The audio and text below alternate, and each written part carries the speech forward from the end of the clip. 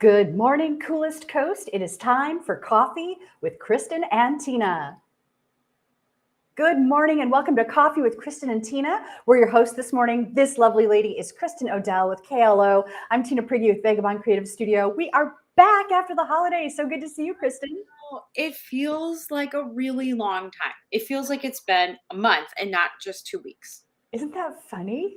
It is kind of funny. And I feel like I've seen you guys a couple of times outside of the office, but it still feels like a long time. I know. And okay, let me ask you this. When they say like a midsummer night's dream, is that now? Is this considered midsummer? I think technically, yes, it's July 12th, right? I feel like we're 6 weeks in. I always think of summer in the perspective of school break. So if we have 6 weeks in, we have 6 weeks to go, and then all the fun ends. Oh my gosh, we are 6 weeks deep into summer already. I think I hadn't even thought that through when I asked the question. I know. We'll use 6 weeks loosely, but I think you get the idea. Yes. Yeah.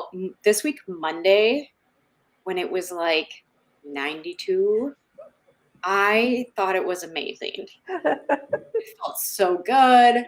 I was very content to sit outside. I'm very at peace with dry, warm weather. I definitely know people who were not comfortable on Monday. Which category do you fall in? I think I live for summer. I really love most seasons, but I really love summer. But yeah, on that day, my son, he's the complete opposite. He's a polar bear. So he's like, I think I want to live in Alaska. Maybe I can visit Antarctica. Is it going to snow soon? I'm like, just stop. Don't say the S word. Yes. On this perfect day. Oh, yeah. It was in my world, Monday was awesome. Yeah.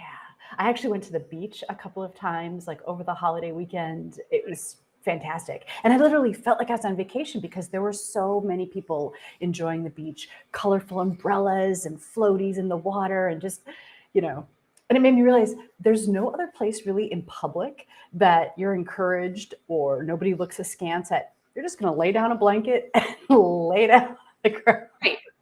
This is a great point. If you did that, even in a park, I feel like people would be like, what are you doing? Yeah.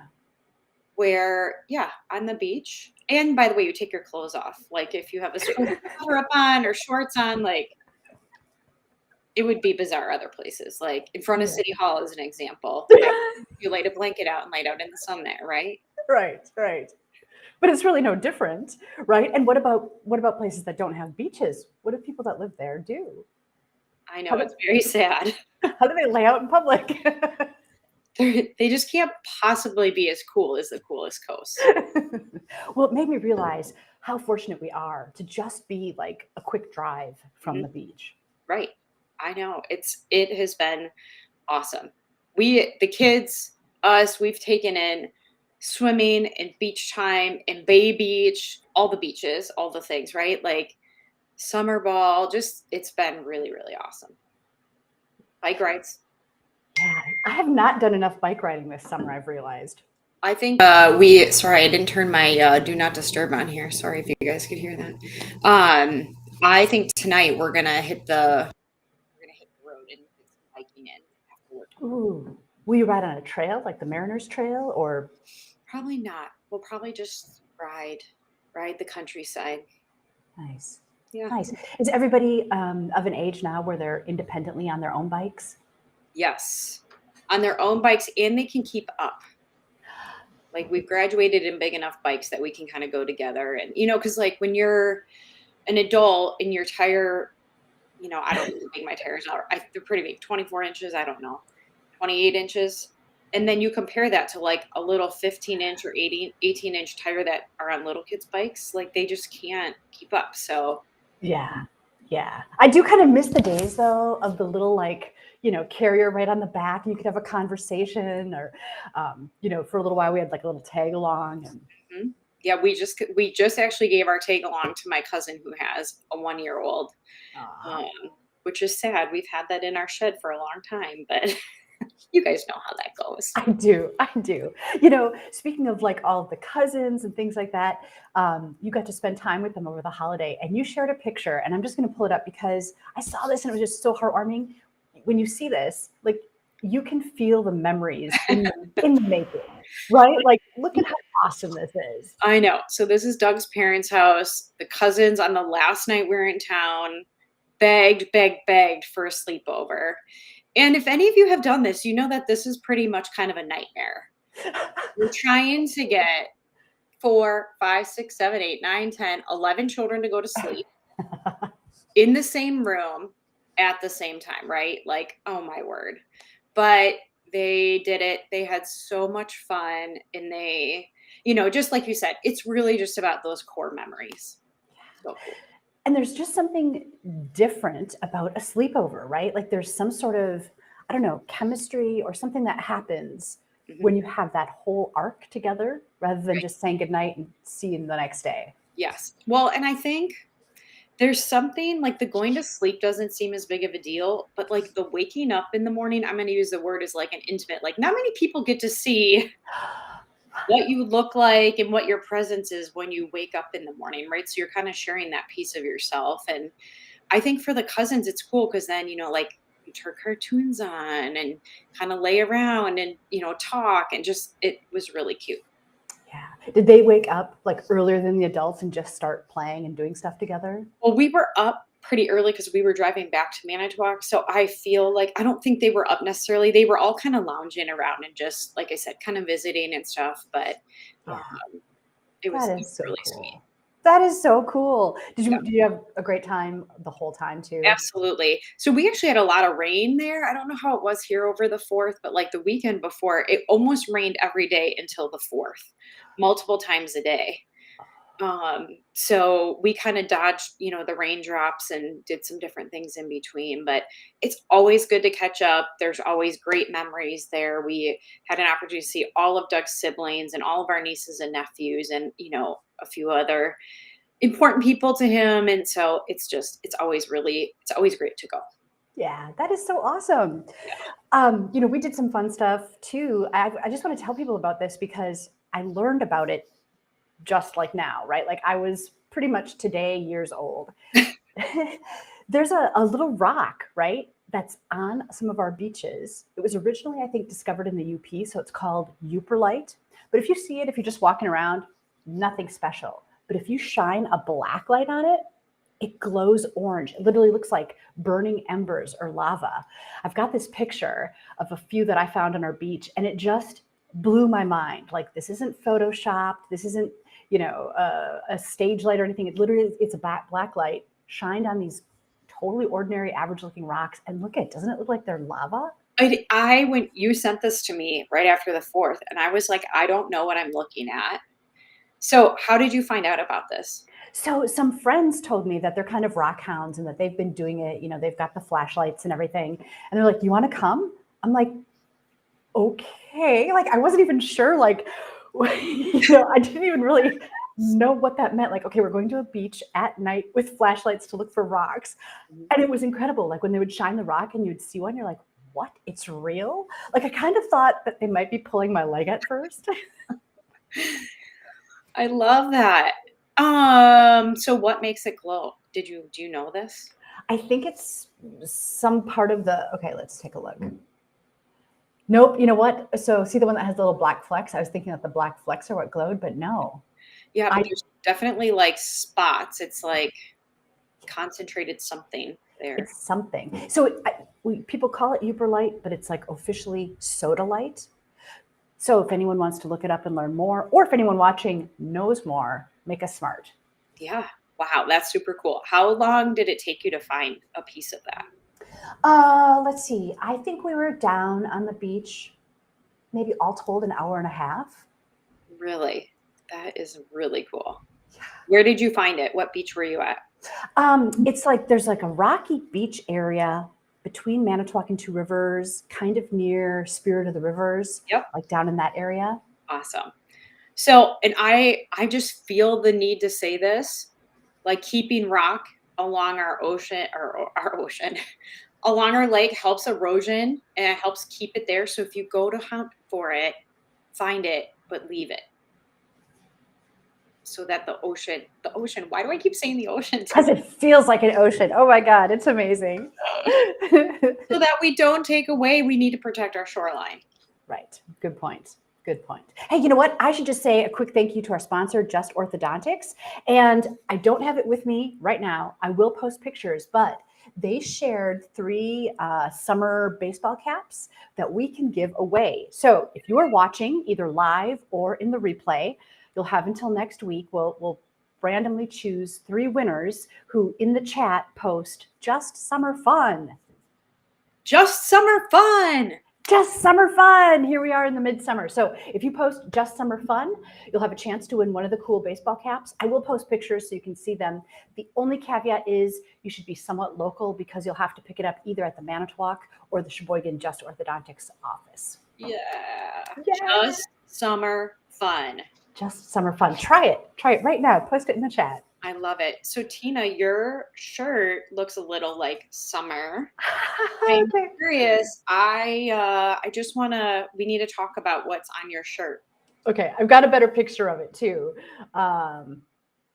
So let me see if it'll pull it up. Okay, if you look, this shirt was made by a young guy in Elkhart Lake. So I found it in Elkhart Lake, and it's literally a fish that he caught in Elkhart Lake, and then he inked it and stamped it onto the shirt. And he's got like a whole collection of them available.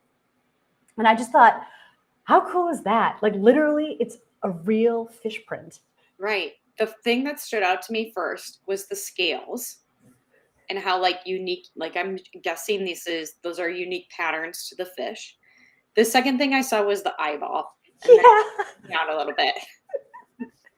Yeah. And then you can also see like a little bit like there's a little bit of, I don't know, messiness above the fish and below the fish. And I'm pretty sure that's his fin. Yeah. Oh, right?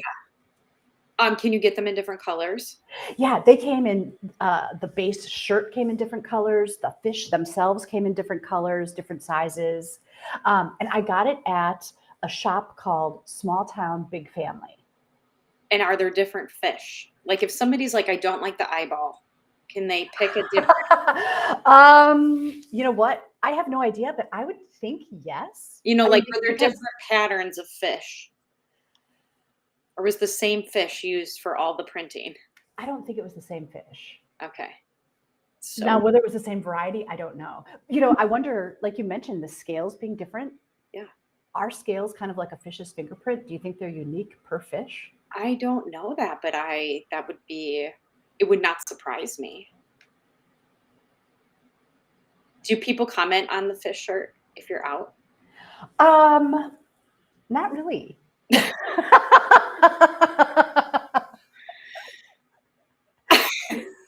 Are you wearing your fish all day today to conduct business? I am. I love that. I love that. I love it. And I'm certain the artist that has a cute little store in Elkhart Lake loves it. Right?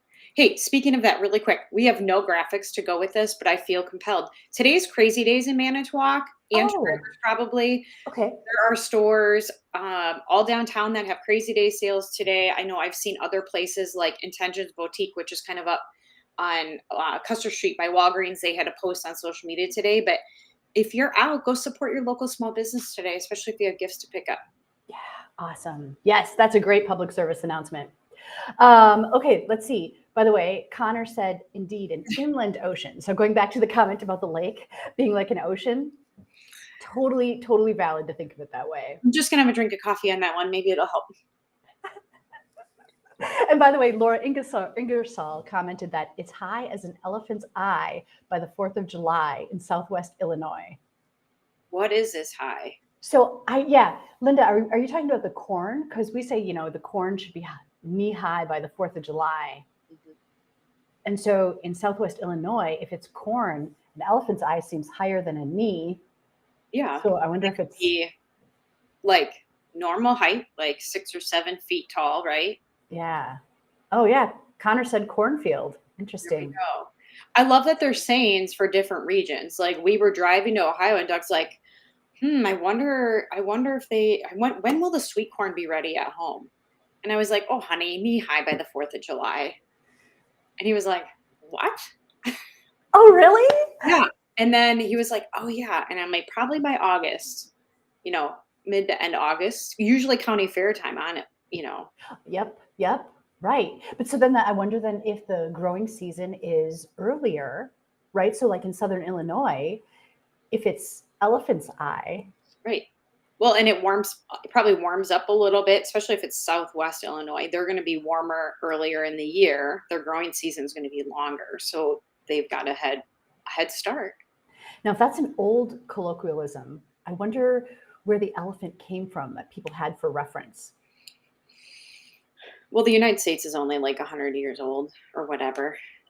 It's older than that. I know it's older than that, but Yeah, but it's not like there's elephants or, you know what I mean? Like if they had said like a cow's eye or something, you know what I mean? a woolly mammoth's eye. So Linda, if you know any more about that phrase, let us know. That's super intriguing. I know, I love it. Yeah, here it's knee high. If you have a phrase about corn from a different place in the US, tell us about it. Yeah. Now I'm intrigued. Yeah, I'm super intrigued. Hey, talking about July, talking about midsummer, you shared this image, and I think it's because Christmas in July is happening. Mm-hmm. How can you not love this? I saw this yesterday, by the way. So, I mean, if you know Tom Drill, you know his heart for community. I think it's so fabulous that he is healthy enough to be out there and ringing the bell again. Thankfully, it hasn't been too hot on these days. But yes, Christmas in July is happening. And I also love that he's in a little bit safer spot than the corner of 8th Street. But right down the road, right by the public library, this was yesterday. I don't know how frequently he's ringing, but I know people are ringing throughout our community to help raise funds for the Salvation Army. Is it just during the month of July, or is it like a limited time? I really don't know. I'm sure it's a limited time. I think it's just kind of a little summer blitz, but I went back to find this picture from the Salvation Army webpage from Manitowoc County this morning. So I'm sure if you go there, you can find out, first of all, if you want to ring, where you can help do that. And then second of all, if you want to make a contribution, where there was a number of locations where they were ringing at. So And bless Tom Drill for his just unyielding commitment to the community. It's incredible. Right. I mean, we were at the Youth Apprentice program, the end of the year program, about a month ago at the Capitol Civic Center. So this is the Lincoln High School Youth Apprentice program. He was there opening the door. And I know this is a thing that he does, but I was just like, Tom, he's obviously just very determined to continue to be part of our community, doing what he's always done. And it was really good to see him. Yeah. I mean, if something makes you happy, don't stop doing it. Right. And little ways that give back and make a big difference.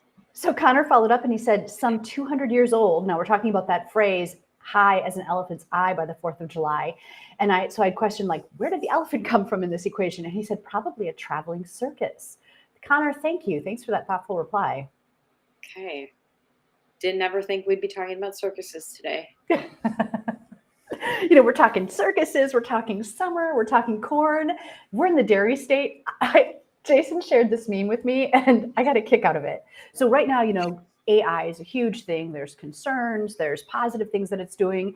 And so this meme says, say what you will about the dangers of AI, but without AI, dairy would be dry.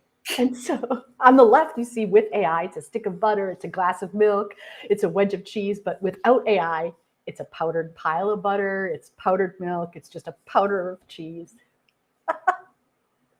I really have to tell you, first of all, that I had to read this meme 4 times. It's like, why would anybody do that? Why are we learning good things? It was my first. I wanted to defend our dairy products unnecessarily. I'm trying to think. So in the spirit of AI, I just read this Dan Brown book. Have you read any of the Dan Brown books? He had Angels and Demons, Deception Point. Angels and Demons, and what was the first one? The Da Vinci Code? Yeah, that one. I'm gonna find it. So I just read this Dan Brown book while we were traveling, and it has to do with AI, and it was kind of messing with my brain. It's called Origin. The book? Origin. Okay. It was so good. The ending is so good, but it has absolutely to do with AI. So if you just want, if you've never read Dan Brown, highly recommend. Like easy read, but very interesting. Pretty clean content, I would say overall. A lot of like religious history, and almost all of his books are placed somewhere unique in the world where you kind of get to, like, I found myself Googling these places because they're all real places and being like, oh my gosh, I didn't know this, I didn't know this place existed. So this book takes place in Spain. Um, but really good. Like they're really good books, but that book's about AI. So I do feel like his books that I've read really compel you to keep going, right? Like it keeps hooking you and pulling you through, which is an important thing when you're reading a good book. Oh, I read it in like the 4 days we were in Ohio. Like I started it when we left and I didn't have necessarily a lot of time to read, but I like on the way home, I finished it. I was like, I am finishing this book. And you don't have to read them in order, by the way. You can read them. They're like a series, but separate. And, I love that. I love, that's really the magic of reading too, right? When it opens your mind to other places in the world, other ways people are doing things, other, ways people handle a situation. I really want to check it out. Right. And he frequently talks about like religious symbols and different things. And these are, even though it's a fiction book, these are all real things. So like I'm always intrigued, like, I'm gonna look that up, or oh, I wonder what that looks like, or I need to find this place, or was this person real? And I don't know, it makes me inquisitive. And I'm not like that typically. So Yeah, that's awesome. Awesome. Cool. Origin by Dan Brown. Viewers, if you have any book recommendations, this is a great time to be reading. So put them in the chat. We would love to know what you're reading, what you're recommending. Okay, Kristin, as mom trepreneurs, should we shift into the trepreneur half of us for a second? Because you shared a graphic and I read this graphic.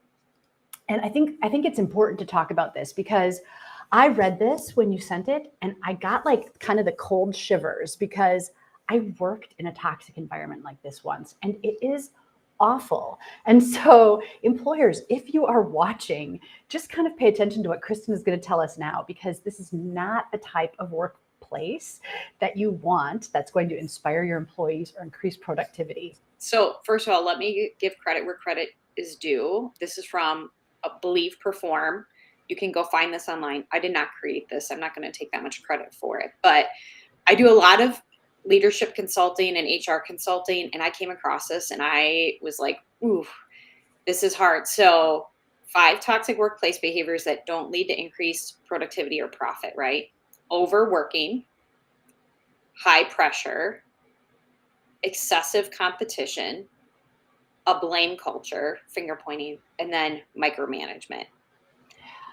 And I think about, in my HR career that has now gone, 20 years without dating myself.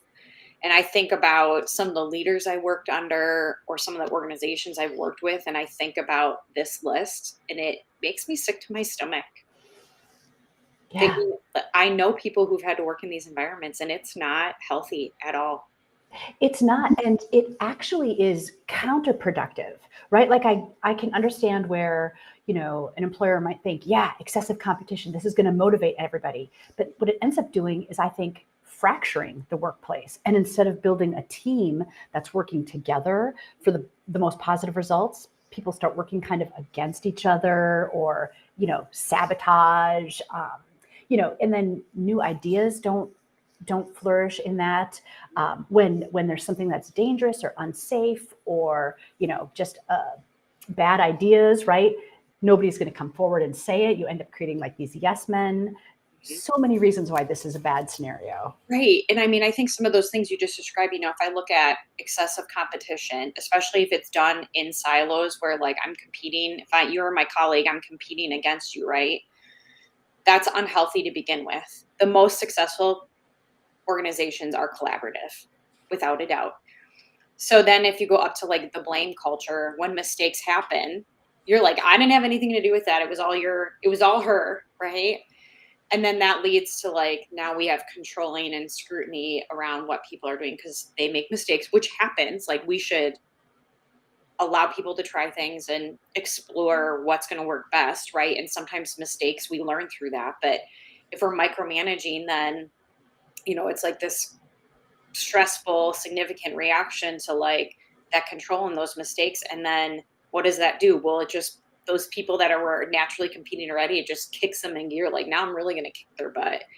And it's just not, it doesn't equate to success at the end of the story. For people, for individuals, it definitely doesn't. And organizationally, it doesn't.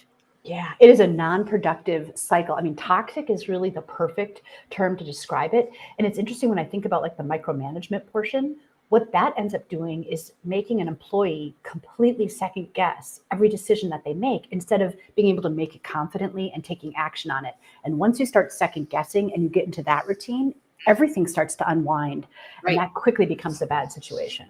Yeah, I mean, empowered people get more done because they're not waiting for somebody else to make. They know, they have confidence. Like, okay, if I make a decision and I screw up, they're going to have my back. It's okay. We'll work through it. But if I make a really great decision or we have great success, then that's going to be celebrated and it's going to get us farther forward. And I've seen it work over and over and over again. And so hopefully this is not where you are. I pray this is not where you are. But I think there's some good kind of like watch out things here. Some of these statements that if you think, oh my gosh, that's me, or wow, that one hits home, really think about, first of all, if you can change it, if you're a leader. And then second of all, how can you reorganize your work life to be in a more healthy space? Yeah. And, or can you make an even bigger change where you're no longer in that place, right? Which is typically what happens. Most toxic workplaces have high turnover, unfortunately. Yeah.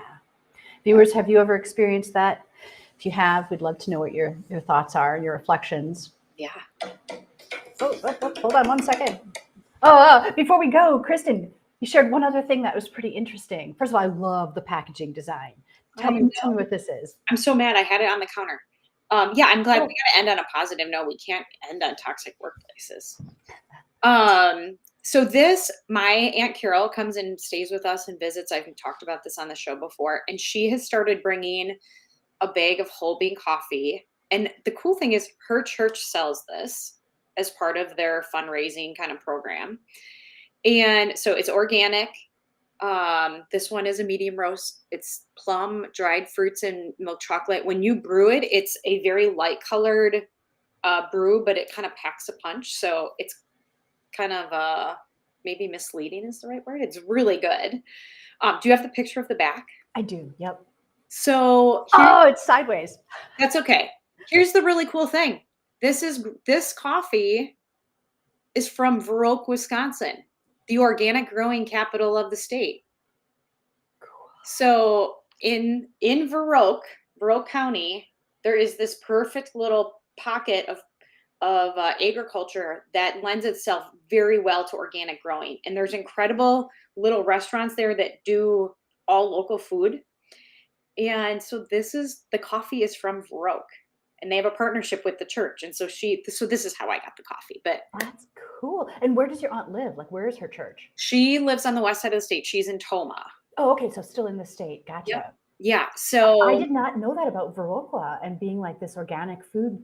Tell me more. Like, I want to go. Yeah. So if you look it up, you will find there's organic farms out there you can visit. There's definitely restaurants out there serving local food. Obviously, you can buy from some of these places. I've never been there, but a number of years ago, Doug and I had the pleasure of attending Food and Wine at Kohler, which is a fall festival they have. And one of the chefs we got to see prepare food was from Varoque, and everything they use in the restaurant, they grow themselves or they buy locally. So like during the season where there's harvest, they do all fresh stuff. And then in the winter, they have root vegetables and things that are canned and jarred, like more pantry items. Yeah. So, but super cool. How awesome is Wisconsin? I love where we live. I know. If I can find the name of that restaurant that chef was from, I know they still are open. I will send it. I'll drop it in the comments. But Take a road trip and go check it out.